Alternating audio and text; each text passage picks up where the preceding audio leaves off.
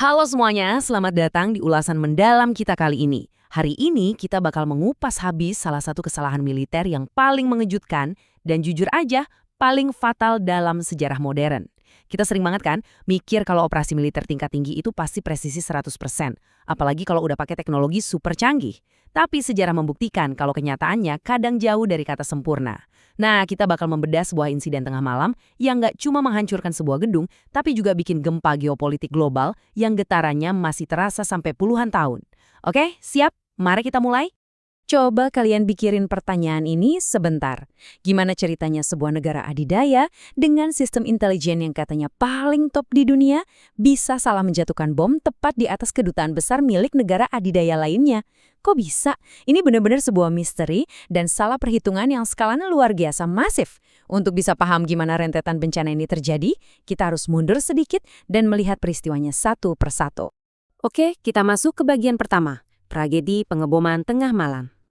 Bayangin kita lagi ada di tahun 1999. Ketegangan dunia lagi panas-panasnya. Waktu itu, Amerika Serikat dan sekutunya di NATO lagi gencar-gencarnya melakukan kampanye militer ke Yugoslavia. Serangan udara ini intens banget, hampir tiap malam ada operasi. Bahkan, AS sampai ngerahin asa terbaik mereka, termasuk pesawat pengebom siluman B-2 Spirit yang canggihnya minta ampun. Semuanya kelihatan kayak operasi militer yang sangat terukur. Sampai akhirnya, tepat pada tengah malam tanggal 7 Mei, bom-bom mematikan itu dijatuhkan. Tapi, tebak apa yang kena? Bukan target militer musuh, melainkan kedutaan besar China yang berlokasi di Beograd, ibu kota Serbia. Niat awalnya sih, mereka mau menargetkan markas Badan Persenjataan ex-Yugoslavia. Ini fasilitas yang dituduh AS sering jual teknologi senjata ke negara-negara yang mereka anggap berbahaya. Tapi, realitas di lapangan, bagaikan bumi dan langit. Target yang benar-benar hancur lebur malam itu adalah kedutaan besar China. Ledakannya begitu dahsyat sampai nggak cuma menghancurkan bangunan utamanya, tapi struktur di sekitarnya juga ikut rusak parah. Skala kegagalan dari operasi ini benar-benar di luar nalar. Dan yang bikin ini makin tragis, ini bukan cuma soal gedung ambruk. Ada nyawa yang melayang. 3, itu adalah jumlah warga negara China yang tewas seketika malam itu, dan ironisnya, ketiga orang ini adalah jurnalis. Selain itu, ada puluhan orang yang luka-luka dan sekitar 20 diantaranya luka parah. Jadi ini bukan lagi sekedar salah koordinat di atas kertas ya. Ini udah jadi tragedi berdarah yang memakan korban jiwa.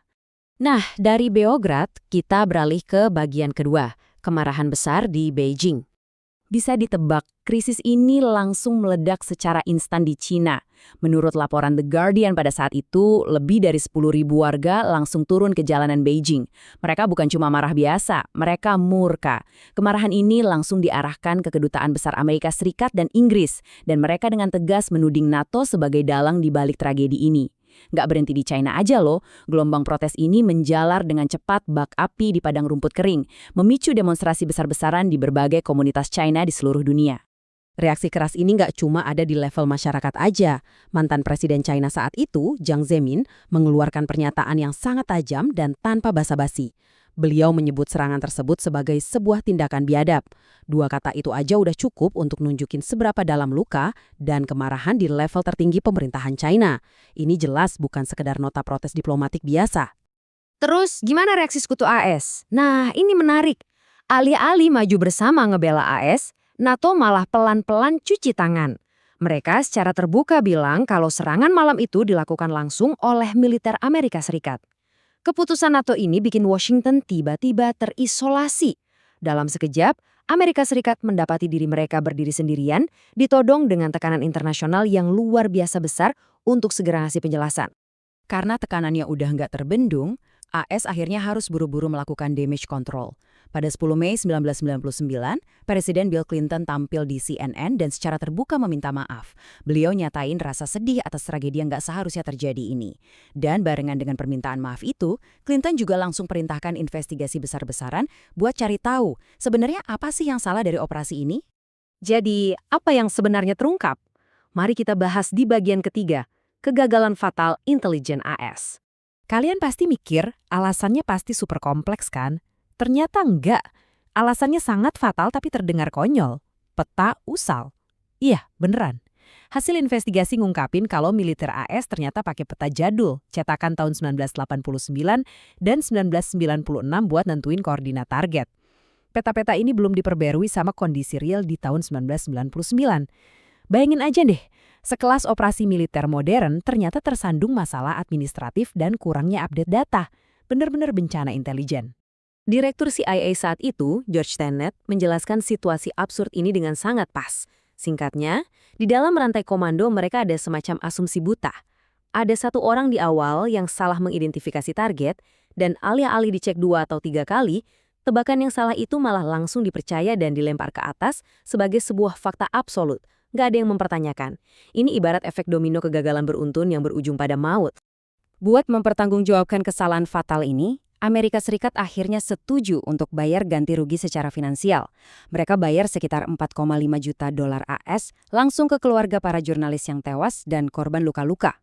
Selain itu, ada tambahan 28 juta dolar AS yang dikasih ke pemerintah Cina buat biaya pembangunan kembali gedung kedutaan yang udah rata sama tanah itu.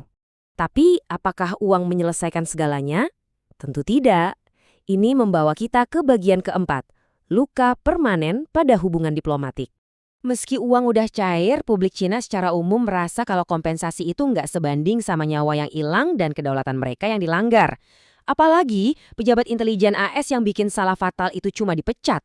Nggak ada satupun yang diseret ke pengadilan pidana. Hal ini bikin publik Cina makin curiga. Sampai detik ini, banyak yang nggak percaya kalau ini cuma kecelakaan. Dengan tensi perang Kosovo waktu itu, banyak spekulasi di masyarakat sana yang meyakini kalau serangan itu sengaja dirancang oleh AS. Jadi, di sini kita bisa lihat dua narasi yang bertabrakan ya. AS bilang ini kegagalan intelijen murni, sementara publik Cina memendam kecurigaan yang sangat dalam. Dan rasa curiga ini bukan sesuatu yang hilang seiring berjalannya waktu loh. Fast forward ke tahun 2024, tepat 25 tahun setelah kejadian, Presiden Xi Jinping secara tegas nyatain kalau warga Cina nggak akan pernah lupa sama tragedi ini. Fakta bahwa insiden tahun 1999 ini masih disebut-sebut oleh kepala negara di era sekarang membuktikan kalau peristiwa kelam di Belgrad itu masih jadi duri dalam daging buat hubungan diplomasi antara Amerika Serikat dan Cina. Dan akhirnya kita sampai pada pertanyaan yang merangkum semua pembahasan kita hari ini. Coba renungkan efek kupu-kupu yang benar-benar luar biasa ini.